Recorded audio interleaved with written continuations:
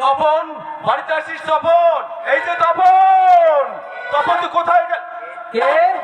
ও নরেশ দেখছি, কি ব্যাপার একেবারে যে ডুমুরের ভুলে গেছিস? কদিন ধরে ভাবছি তোর সঙ্গে দেখা করবো, আসলে সময় করে উঠতে পারি না রে। বিয়েতে এলি না যে?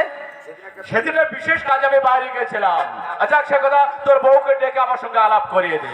ইন্দ্রাণী, ইন্দ্রাণী, ইন্দ্রাণী! একটু শুয়ে শান্তি পাওয়ার মতো নেই। বলো কি বলবো বলো। ইন্দ্রাণী, তোমার সঙ্গে পরিচয় করে দিই, এ আমার বিশেষ বন্ধু নরেশ।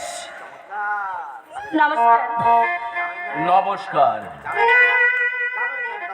জানো ইন্দ্রাণী, নরেশ আমার একমাত্র বন্ধু, বাবার একমাত্র ছেলে, কলকাতা থেকে পড়াশোনা করছে। তাই বুঝি? হ্যাঁ, তুমি নরেশের সঙ্গে গল্প করো, আমার বাইরে একটা কাজ আছে, আমি সেটা সেরে আসি। এই কখন ফিরবি? খুব বেশি দেরি হবে না রে নরেশ, তুই কিন্তু রাত্রে এখানে থেকে যাস। হ্যাঁ আচ্ছা, আমি চললাম। ইন্দ্রাণী, এবার বিশ্বাসঘাতক, এমন খারাপ।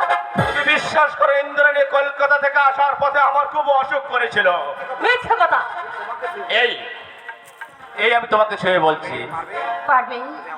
পারবে তুমি আমাকে এই নরকুণ্ড থেকে বের করে অন্য কোথাও নিয়ে যেতে? ইন্দ্রাণী বলো, বলো নরেশ। তুমি পারবে? এই ঘর সংসার ছেড়ে তুমি আমার সঙ্গে যেতে পারবে? হ্যাঁ, সব কিছু ছেড়ে আজ আমি তোমার দুটি হাত ধরে যাব।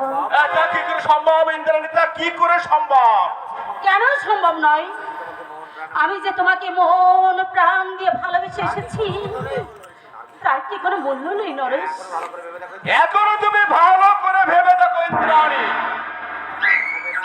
ভালো করে ভেবে দেখতে আমার হবে না নরেশ।